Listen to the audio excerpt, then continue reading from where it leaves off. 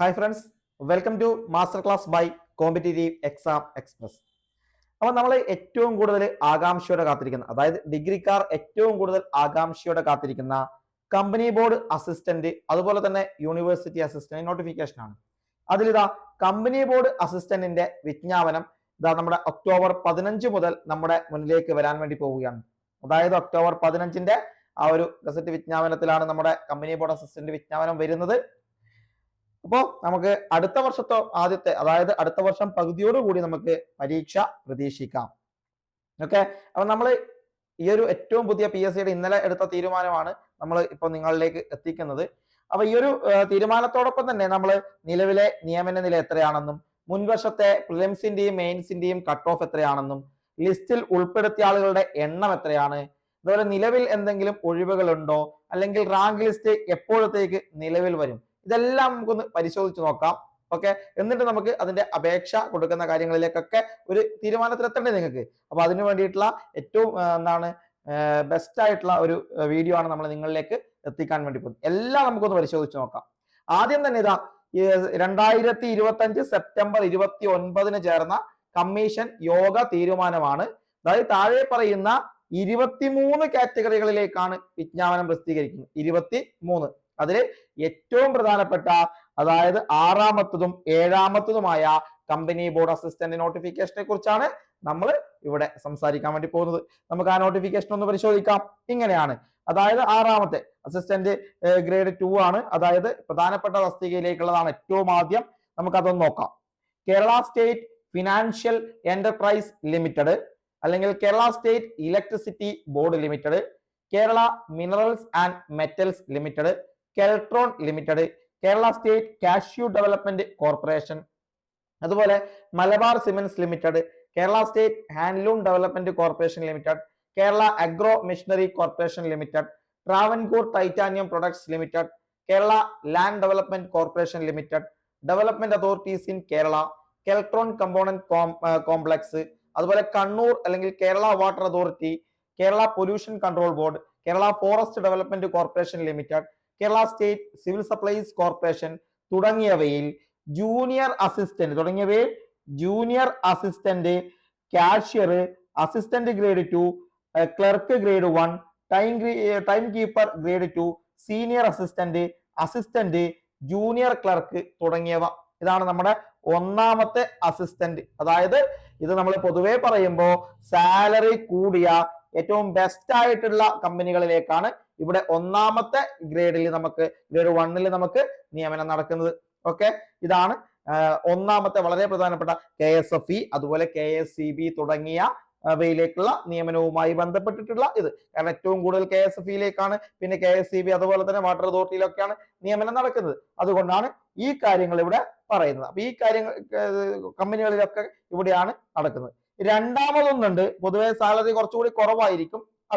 അതാണ് KSRTC, Kerala life stock development board, state farming corporation of Kerala limited, Kerala state development corporation for SC/ST limited, അല്ലെങ്കിൽ Kerala SC/ST limited, Kerala artisans development corporation limited, SIDCO, pharmaceutical corporation Kerala limited Oushadhi, handicrafts development corporation of Kerala limited, Kerala state film development corporation limited, united electrical industries limited, Kerala state drugs and pharmaceuticals limited, Kerala electrical and allied engineering company limited, Kerala shipping and inland navigation corporation limited, Kerala head road workers welfare board, Kerala labour welfare fund board, Kerala motor transport workers welfare fund board, Kerala toddy workers welfare fund board, Kerala state bamboo corporation limited, മറ്റ് welfare fund ബോർഡുകൾ തുടങ്ങിയവയിൽ junior assistant grade 2, LD clerk, field assistant, depot assistant തുടങ്ങിയവയിലേക്കാണ് ഈ ഒരു നിയമനത്തിനുള്ള വിജ്ഞാപനം വന്നിരിക്കുന്നത്. ഇങ്ങനെ 2 company കോർപ്പറേഷനുകളിലേക്ക്, അതായത് ഇത് രണ്ടും കൂടി ചേർന്ന 3000-ന് മുകളിൽ നിയമനം നടക്കുന്ന സംഭവമാണ്. ഈ 2 കമ്പനി ബോർഡും ചേർന്ന് 3000-ന് മുകളിലേക്കാണ് നിയമനം നടക്കുന്നത്.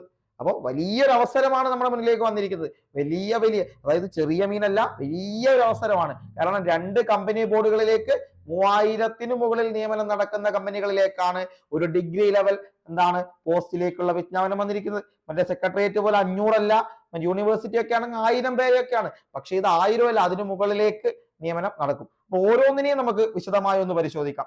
ഇത് നമുക്ക് 2022 വന്ന ഒരു നോട്ടിഫിക്കേഷൻ ആണ്. നിങ്ങൾ നോക്കുക, കാറ്റഗറി നമ്പർ 026/2022 അന്ന് വന്ന നോട്ടിഫിക്കേഷൻ ആണ്. ഇത് തന്നെയാണ് നമ്മളിപ്പോ പറഞ്ഞ അതേ കമ്പനികളിലേക്കാണ്. നമ്മൾ നെയിം ഓഫ് പോസ്റ്റും നമ്മൾ വായിച്ചു. ഒന്നുകിൽ ജൂനിയർ അസിസ്റ്റന്റ് ആയിട്ട്, അല്ലെങ്കിൽ കാഷ്യർ ആയിട്ട്, അതുമല്ലെങ്കിൽ assistant grade 2, clerk grade 1, time keeper grade 2, senior assistant, assistant അല്ലെങ്കിൽ ജൂനിയർ ക്ലർക്ക് എന്ന രീതിയിലാണ് നമ്മുടെ പോസ്റ്റ് വരുന്നത്. ഓരോ കമ്പനി അല്ലെങ്കിൽ കോർപ്പറേഷൻ അല്ലെങ്കിൽ ബോർഡ് അവര് തീരുമാനിക്കുന്നതായിരിക്കും സ്കെയിൽ ഓഫ് പേ. ഓരോ കമ്പനിക്കും സെപ്പറേറ്റ് സ്കെയിൽ ഓഫ് പേ ആണ് എന്ന് മനസ്സിലാക്കുക. ഓരോ കമ്പനിക്കും സെപ്പറേറ്റ് ആയിട്ടുള്ള സ്കെയിൽ ഓഫ് പേ ആയിരിക്കും. അതുപോലെ തന്നെ ലീവിന്റെ കാര്യം പറയുമ്പോഴും പലതും നമ്മളെ കമ്പനികളെ ആശ്രയിച്ചാണ് ലീവ്. പക്ഷെ ലീവുകളൊക്കെ കൃത്യമായിട്ട് തന്നെ നമുക്ക് കിട്ടും. പക്ഷെ അതിൽ പല ലീവുകളും കമ്പനിക്ക് അനുസൃതമായിട്ട് അങ്ങോട്ടും ഇങ്ങോട്ടും ചേഞ്ച് ആകും എന്നുകൂടെ നിങ്ങൾ മനസ്സിലാക്കുക. അപ്പൊ എത്രയാണ് വേക്കൻസി എന്ന് പറയാൻ പറ്റില്ല, കാരണം ഒട്ടനവധി വേക്കൻസികൾ പലപ്പോഴായി ഇവിടെ ക്രിയേറ്റ് ചെയ്യപ്പെടും. അതാണ് ഒന്നാമത്തെ പ്രധാനപ്പെട്ട കാര്യം നമ്മൾ നോക്കുന്നത്. ഇനി അതിന്റെ കഴിഞ്ഞ ഇതിലേക്ക് നോക്കിയാൽ അന്ന് ഷോർട്ട് ലിസ്റ്റ്, അതായത് നമ്മുടെ മെയിൻ പ്രിലിംസ് പരീക്ഷ നടന്നു. പ്രിലിംസ് പരീക്ഷ നടന്നപ്പോ 39.077 ആയിരുന്നു അന്നത്തെ കട്ട് ഓഫ് എന്ന് പറയുന്നത്. പ്രിലിംസിന്റെ കട്ട് ഓഫ് 39.776 ആയിരുന്നു. ഓക്കെ, അതിനുശേഷം മെയിൻസ് പരീക്ഷ നടന്നു. അന്നത്തെ കട്ട് ഓഫ് 43.33 ആണ്. 43.33 നേടിയ 3785 പേരെ ഈ ഒരു മെയിൻ ലിസ്റ്റിൽ ഉൾപ്പെടുത്തിയിരുന്നു. അതായത് 43.33 മാർക്ക് നേടിയ 3785 പേരെ ഉൾപ്പെടുത്തി. സപ്ലിമെന്ററി ലിസ്റ്റിൽ 4087, ഡിഫറൻറ്റ്ലി ഏബിൾഡ് 118. അങ്ങനെ ആകെ 7990 പേരുടെ ഒരു ലിസ്റ്റാണ് അന്ന് പ്രസിദ്ധീകരിച്ചത്. അതില് നമ്മുടെ സർട്ടിഫിക്കറ്റ് പരിശോധനയൊക്കെ കഴിഞ്ഞപ്പോൾ മെയിൻ ലിസ്റ്റിൽ 3763 ആയിട്ടുണ്ട്. കുറച്ചു പേരുടെ എണ്ണം കുറഞ്ഞിട്ടുണ്ട്. 3763 പേരാണ് മെയിൻ ലിസ്റ്റിൽ ഉൾപ്പെടുത്തി. ഏകദേശം 7900 അല്ലെങ്കിൽ 7800 സംതിങ് പേര് ഈ ഒരു ലിസ്റ്റിൽ ഉൾപ്പെട്ടിട്ടുണ്ട്. ഈ ഒരു റാങ്ക് ലിസ്റ്റ് നിലവിൽ വന്നത് എപ്പോഴാണ്? 13/3/2024. 13/3/2024 ഈ ഒരു റാങ്ക് ലിസ്റ്റ് വന്നത്. 13/3/2025 ഒരു വർഷമായി. ഇപ്പൊ ഒരു വർഷം കഴിഞ്ഞ്. 13/3/26 2 വർഷം, 13/3/27 3 വർഷം. അതായത് അടുത്ത 13 ആകുമ്പോൾ 13/3/2027 പുതിയ റാങ്ക് ലിസ്റ്റ് വരും. 13/3/2027 പുതിയ റാങ്ക് ലിസ്റ്റ് വരണം. അതായത് ഏകദേശം ഒരു 1.5 വർഷത്തോളം നമ്മുടെ മുന്നിലുണ്ട്. 1.5 വർഷത്തോളം കൂടി മാത്രമേ നിലവിലിരിക്കുന്ന ലിസ്റ്റിന് കാലാവധിയുള്ളൂ. 1.5 വർഷം എന്ന് പറയുന്നത് ഒരുപാട് വലുതല്ല, വളരെ ചെറിയ വർഷമാണ്. കാരണം അടുത്ത വർഷം പരീക്ഷ നടത്തണം. 2026 27 മാർച്ച് മാസം എന്താണ് ഇതിന്റെ ലിസ്റ്റും വരണം. അപ്പൊ നമുക്ക് പ്രിലിംസും മെയിൻസും ഒക്കെ കഴിഞ്ഞ് ഇവിടെ എത്തുമ്പോഴത്തേക്കും സമയം തീരെ ഉണ്ടാവില്ല എന്ന കാര്യം നിങ്ങൾ വ്യക്തമായി മനസ്സിലാക്കുക. നിങ്ങൾ നോക്കുക, കഴിഞ്ഞ പരീക്ഷയിൽ 1ാം റാങ്ക് കിട്ടിയത് മാളവിക ഹരീഷിനാണ്. 63.33 മാർക്കാണ് നേടിയത്. അതായത് 20 മാർക്ക്, കട്ട് ഓഫിനേക്കാൾ 20 മാർക്ക് കൂടുതൽ കിട്ടിയ ആ ആളായിരുന്നു 1ാം റാങ്ക് നേടിയത്. 62.67 2ാം റാങ്ക്, 60.67 3ാം റാങ്ക്. ഇങ്ങനെയായിരുന്നു ആദ്യത്തെ റാങ്കുകാരെന്ന് പറയുന്നത്. അതായത് നമ്മൾ ഇതൊരു ഡിഗ്രി ലെവൽ പരീക്ഷയാണ്, വലിയ കട്ട് ഓഫ് ഒന്നും നമ്മൾ പ്രതീക്ഷിക്കേണ്ട. പക്ഷേ നിലവിലെ സാഹചര്യം വെച്ച് കുറച്ചുകൂടി കട്ട് ഓഫ് ഉയരാനുള്ള സാധ്യത നമ്മൾ കാണണം. കാരണം പഠിക്കുന്നവരും ഇതിനു വേണ്ടി ഒരു ആത്മാർത്ഥതയോടെ ഇതിനെ സമീപിക്കുന്ന ആളുകളുടെ എണ്ണം കൂടുതലാണ്. പ്രത്യേകിച്ച് പുതിയ പിള്ളേര്, അവര് നല്ല രീതിയിൽ ഇതിനു വേണ്ടി തയ്യാറെടുപ്പ് നടത്തുന്നുണ്ട്. അതുകൊണ്ട് തന്നെ മറ്റുള്ള ഇപ്പോൾ നിലനിൽക്കുന്ന ആളുകൾ എത്രത്തോളം പിന്തള്ളപ്പെട്ടു പോകുമെന്ന് പറയാൻ പറ്റില്ല. കാരണം അവരും ഇതിന് സ്ഥിരമായിട്ടൊരു ഒരു കൃത്യത നമുക്ക് ഉണ്ടാക്കിയെടുക്കണം. കൃത്യമായി നമ്മൾ ഇന്നത് ചെയ്യുമെന്നും അതിനനുസരിച്ചുള്ള പുതിയ ട്രെൻഡ് അനുസരിച്ച് കാര്യങ്ങൾ പഠിക്കാനും നമ്മൾ പഠിക്കണം. ഡിഗ്രി ലെവൽ എന്ന് പറയുന്നത് പഴയ രീതിയിൽ നമ്മൾ പഠിച്ചു പോയാൽ ഒരു കാരണവശാലും നമ്മൾ ഈ ഒരു കട്ട് ഓഫ് ക്ലിയർ ചെയ്യാൻ പറ്റില്ല. കാരണം ആ രീതിയിലേക്ക് പോകില്ല. പുതിയ ട്രെൻഡ് അനുസരിച്ച് ഏറ്റവും ലേറ്റസ്റ്റ് ആയ ക്വസ്റ്റ്യൻ പേപ്പർ അനലൈസ് ചെയ്ത് സിലബസിനെ പരിശോധിച്ച് പഠിച്ചു പോയാൽ നമുക്ക് ക്രാക്ക് ചെയ്യാൻ പറ്റും. ആ രീതിയിലാണ് നമ്മൾ ഇതിനെ പഠിക്കേണ്ടത്. ഓക്കെ, അപ്പൊ ഇതാണ് നമ്മൾ ഒന്നാമത്തെ കാര്യം എന്ന് പറയുന്നത്. ഇനി നമ്മൾ ഇതിന്റെ അഡ്വൈസിലേക്ക് പോയാൽ നിലവിൽ ഇതാ 1621 പേർക്ക് അഡ്വൈസ് പോയിട്ടുണ്ട്. നിലവിൽ 1621 പേർക്കാണ് അഡ്വൈസ് പോയിരിക്കുന്നത്. ഓപ്പൺ കാറ്റഗറിയിൽ 1314. ഓക്കെ. ഓപ്പണിൽ മെയിൻ ലിസ്റ്റിൽ 1314 റാങ്കുകാരന് നിയമനം കൊടുത്തിട്ടുണ്ട്. EBT ഒക്കെ 1310 ഒക്കെ എത്തിയിട്ടുണ്ട്, 10ാമത്തെ റാങ്ക്. ആ കാര്യം നിങ്ങൾ പരിശോധിച്ചാൽ മനസ്സിലാവും. SC ST ഒക്കെ സപ്ലിയിലെത്തി. മുസ്ലിം 2095 റാങ്കുകാരൻ, LCAI സപ്ലി, OBC 1316 റാങ്കുകാരൻ, Vishwakarma 1609, SIUC Nadar 1870, SCC സപ്ലിയിൽ Dheevara 1556, Hindu Nadar 3110 വ്യക്തി. DAയും LVHI LDCP ഒക്കെ എന്താണ്, അതൊക്കെ സപ്ലിയിലും എത്തിയിരിക്കുകയാണ്. EWS 1357 ആളുമാണ്. ഓക്കെ. ഇങ്ങനെ 1.5 വർഷം കൊണ്ട് 1621 പേർക്ക്, അടുത്ത ഒരു 1.5 വർഷം കൊണ്ട് എങ്ങനെ വന്നാലും 1000 പേർക്ക് അല്ലെങ്കിൽ 800 മുകളിൽ പേർക്ക് നിയമനം കൊടുക്കും. ഏകദേശം 2000 മുതൽ 2800 വരെ നിയമനങ്ങൾ നമുക്ക് ഇതിൽ പ്രതീക്ഷിക്കാം. 2000 മുതൽ 2800 നിയമനങ്ങൾ അടുത്ത 1.5 വർഷം കൊണ്ട് ഇതിൽ നടക്കും. അപ്പൊ ആ റേഞ്ച് ഇതിനകത്ത് നടക്കും. അപ്പൊ അത്രയും ആളുകൾക്ക് ഇതിൽ പ്രതീക്ഷയോടെ ഇരിക്കാൻ വേണ്ടി സാധിക്കും. ഇനിയും ഒട്ടനവധി നോക്കുക. ഇപ്പൊ 1621 നിലവിലിതാ 11 NJD കൂടി റിപ്പോർട്ട് ചെയ്തിട്ടുണ്ട്. 11 NJD കൂടി ഇപ്പോ ഏറ്റവും ലേറ്റസ്റ്റ് ആയി റിപ്പോർട്ട് ആയിട്ടുണ്ട്. അപ്പോ എന്താണ്, വീണ്ടും അവിടെ 11 പേർക്ക് കൂടി നിയമനം കിട്ടും. NJD കൂടി റിപ്പോർട്ട് ചെയ്തിട്ടുണ്ട്. ഇതിൽ ആഡ് ചെയ്തിട്ടില്ല എന്ന് മനസ്സിലാക്കുക. ഓക്കെ. അപ്പൊ 11 NJD കൂടി പുതുതായിട്ട് റിപ്പോർട്ട് ആയിട്ടുണ്ട് എന്ന് നിങ്ങൾ മനസ്സിലാക്കുക. അപ്പൊ അവർക്ക് 11 പേർക്ക് കൂടി പെട്ടെന്ന് തന്നെ ജോലിയിലേക്ക് NJD അനുസരിച്ച് ഏതൊക്കെ കാറ്റഗറി എന്ന് അറിയില്ല, ആ കാറ്റഗറിക്ക് അനുസരിച്ച് കേരള വാട്ടർ അതോറിറ്റിയിലേക്ക് ജോലി ശുപാർശ ലഭിക്കുന്നതായിരിക്കും. ഇങ്ങനെയാണ് നമ്മുടെ ഒന്നാമത്തെ കാറ്റഗറിയുടെ ഒരു അസിസ്റ്റന്റ് ഗ്രേഡിന്റെ കിടപ്പുവശം എന്ന് നിങ്ങൾ മനസ്സിലാക്കുക. ഇനി നമ്മൾ രണ്ടാമത്തെ കാറ്റഗറി 653/2021 കാറ്റഗറി നമ്പർ. അന്ന് രണ്ടാമത്തെ KSRTCയും നമ്മുടെ KLDB ഒക്കെ ഉൾപ്പെടുന്ന, അതായത് കേരള ലൈഫ് സ്റ്റോക്ക് ഡെവലപ്മെന്റ് ബോർഡൊക്കെ ഉൾപ്പെടുന്ന ഒന്നാണ്. അതിൽ നമുക്കറിയാം പോസ്റ്റ് എന്ന് പറയുന്നത് junior assistant, assistant grade 2, LD clerk, field assistant അല്ലെങ്കിൽ ഡിപ്പോ അസിസ്റ്റന്റ് എന്നിങ്ങനെയാണ് ഇതിൽ വരുന്നത്. ഇതിന്റെയും സ്കെയിൽ ഓഫ് പേ എന്ന് പറയുന്നത് കമ്പനി അല്ലെങ്കിൽ ഏതാണോ കോർപ്പറേഷൻ അതല്ലെങ്കിൽ ഏതാണോ ബോർഡ്, ആ ബോർഡ് തീരുമാനിക്കുന്നതായിരിക്കും എന്ന് മനസ്സിലാക്കുക. ഓക്കെ. ഇനി ഇതിന്റെയിലേക്ക് വന്നാൽ ഇതിന്റെ പ്രിലിംസിന്റെ മാർക്ക് 37.6497 ആയിരുന്നു. 37.6497 ആയിരുന്നു. അതിനുശേഷം മെയിൻസ് പരീക്ഷയിൽ 53.67 ആയിരുന്നു കട്ട് ഓഫ്. ഇതിന്റെ കട്ട് ഓഫ് എന്ന് പറയുന്നത് മെയിൻസിൽ 53.67 ആയിരുന്നു. അന്ന് ആ ഒരു മാർക്ക് ക്ലിയർ ചെയ്ത 1753 പേര് മെയിൻ ലിസ്റ്റിൽ ഉൾപ്പെട്ടു. സപ്ലി 1722 പേർ, 51 പേർ ഡിഫറെന്റ്ലി ഏബിൾഡ്. ആകെ 3526 പേരുടെ ലിസ്റ്റ്. സർട്ടിഫിക്കറ്റ് പരിശോധനയ്ക്ക് ശേഷം മെയിൻ ലിസ്റ്റ് 1734 കുറഞ്ഞു, 1734.